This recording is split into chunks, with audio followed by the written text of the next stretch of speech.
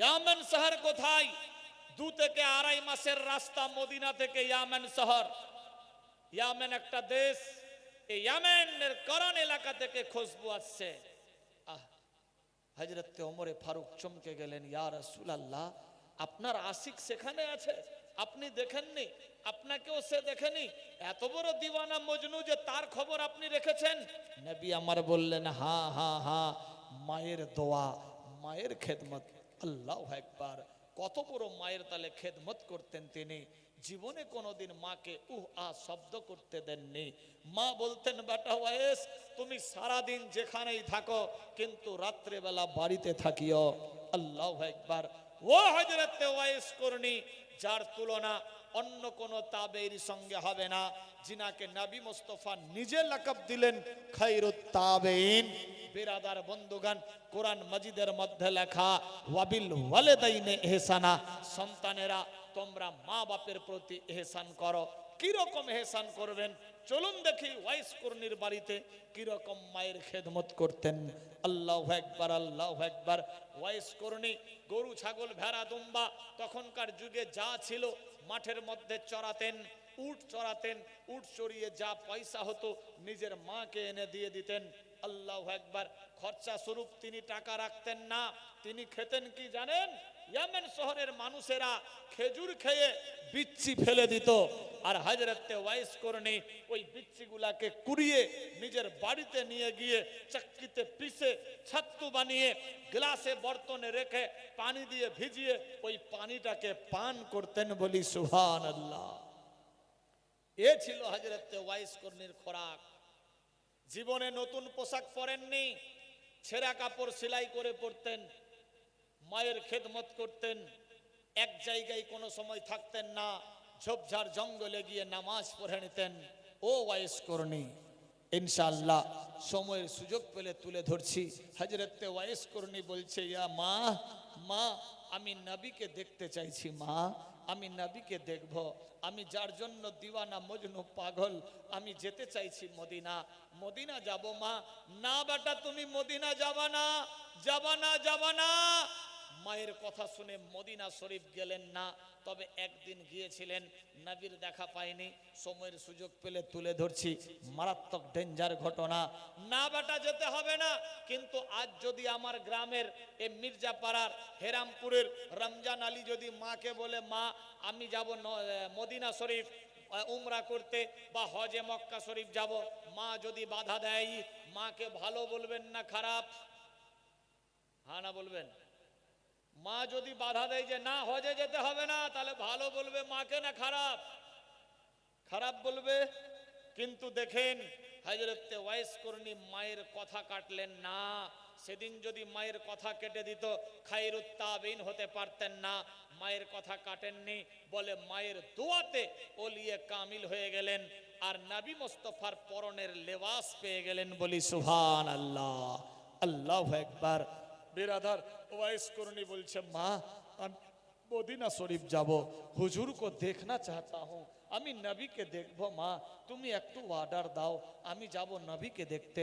না বেটা না, तू ना जाना।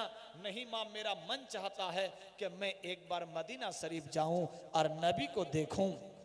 अल्लाह अकबर। क्या बताओ, क्या बताओ कि क्या मदीना है, क्या बताओ। कहिए सुभान अल्लाह। क्या बताओ कि क्या मदीना है, क्या बताओ, क्या बताओ कि क्या मदीना है, क्या बताओ कि क्या मदीना है।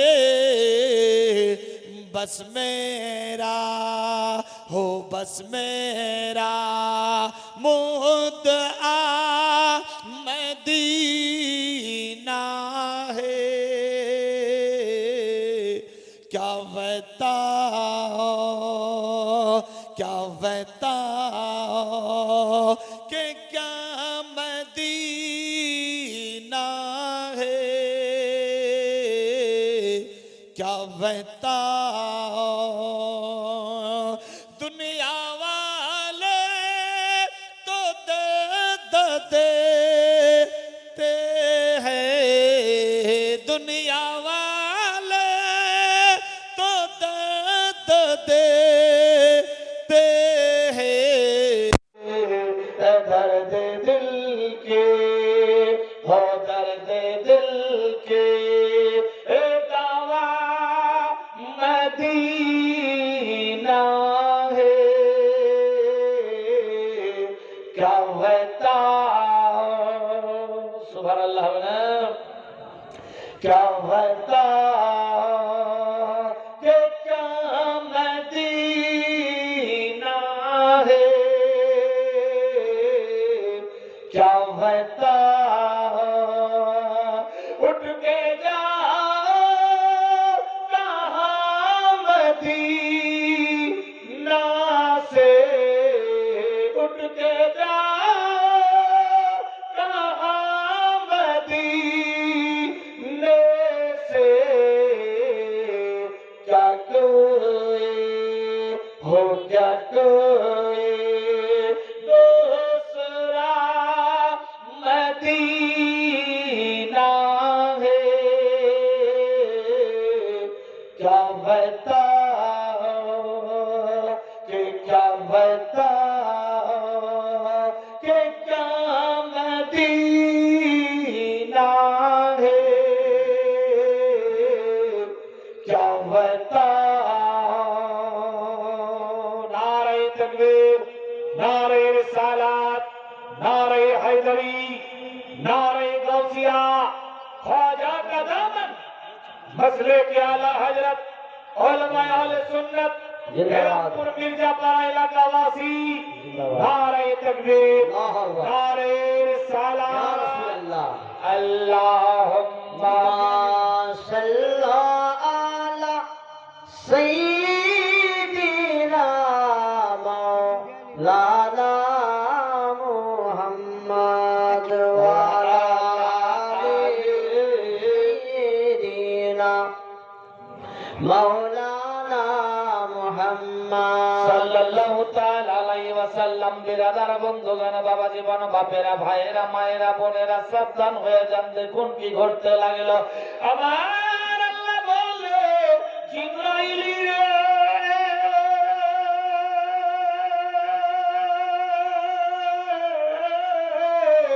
আমি আল্লাহ যাহা জানি তুমি তা কিছুই জানো না। দেখ আমি আল্লাহ পাক নিজের কুদরতির দ্বারাতে দুনিয়াকে সৃষ্টি করেছি।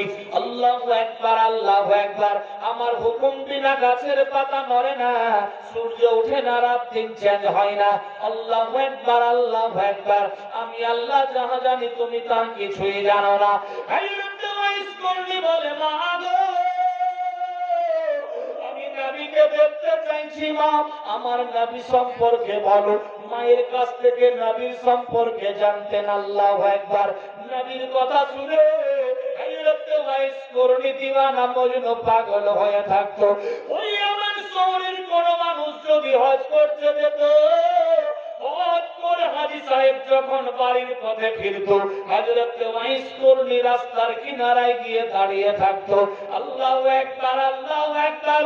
হাজী সাহেব যখন আসতো, ওয়াইস করনি বলতেন, হাজী সাহেব একটু থেমে যান। সমস্ত হাজিদেরকে থামিয়ে দিত। হযরত ওয়াইস করনি দৌড়ে যেতেন, হাজী সাহেবের কাপড়ে গিয়ে চুম্বন দিত, চোখের মধ্যে হাত লাগিয়ে চুম্বন দিত, কপালে চুম্বন দিত, পায়ের মধ্যে কদম বসি করত। আল্লাহু আকবার, সেলুট সালাম জানিয়ে দিত। হযরত ওয়াইস করনি বলতেন, হাজী